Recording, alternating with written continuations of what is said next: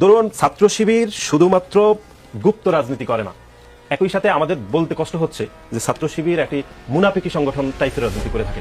তারা মুখে একটি বলে কিন্তু অন্তরে আরেকটি ধারণ করে। আমি আপনাকে কয়েকটি এক্সাম্পল দিচ্ছি। একটি হচ্ছে ধরুন আপনার মনে রয়েছে যে 5ই আগস্টের পরবর্তী সময়ে বাংলাদেশের বহু ক্যাম্পাসে ছাত্র রাজনীতি থাকতে পারবে না এরকম ক্যাম্পেইন হয়েছে, মানববন্ধন হয়েছে, প্রায় প্রতিটা, ইভেন ঢাকা বিশ্ববিদ্যালয় হয়েছে।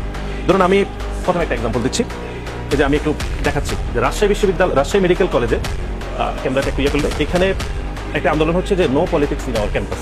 ঠিক আছে, এখানে একজন ভাই মাইক ধরে তিনি আন্দোলনের নেতৃত্ব দিচ্ছিলেন। আমি একটু দেখাচ্ছি, সেকেন্ড ছবিটা দেখেন, আমাদের সেক্রেটারি জেনারেলের সাথে ওনার গত বছরের ছবিও কিছু প্রমাণ করেন। আমি পরেটা দেখি, গত বছরে সে ভাই রমিজ মুত্তাকিম ভাই ছাত্র শিবিরের রাজশাহী মেডিকেলের সভাপতি হয়েছে, কিন্তু সভাপতি হওয়ার আগ পর্যন্ত তিনি কথিত শিক্ষার্থীদের বেশ ধারণ করে রাজশাহী মেডিকেল কলেজে ছাত্র রাজনীতি থাকতে পারবে না বলে তিনি 1 বছর ধরে টানা ক্যাম্পেইন করেছেন।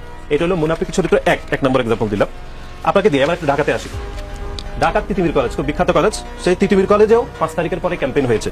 ক্যাম্পেইনে অনেকগুলো মানববন্ধন হয়েছে, মানববন্ধনের নেতৃত্ব দিয়েছেন মুনতাসির আনসারী। এই যে আমি আপনাকে স্ক্রিনশট দেখাচ্ছি এখানে, এই যে উনি প্রতিটি মানববন্ধনে নেতৃত্ব দিতেন এবং কলেজের যে হোয়াটসঅ্যাপ গ্রুপ ছিল সেখানে তিনি ক্যাম্পেইন করতেন। এই যে এখন দেখেন, রাজনীতিক মুক্ত ক্যাম্পাসের আহ্বান জানানো মুনতাসির এখন ছাত্র শিবিরের সেক্রেটারি। এটা হলো 2 নম্বর মুনাফিক চরিত্র।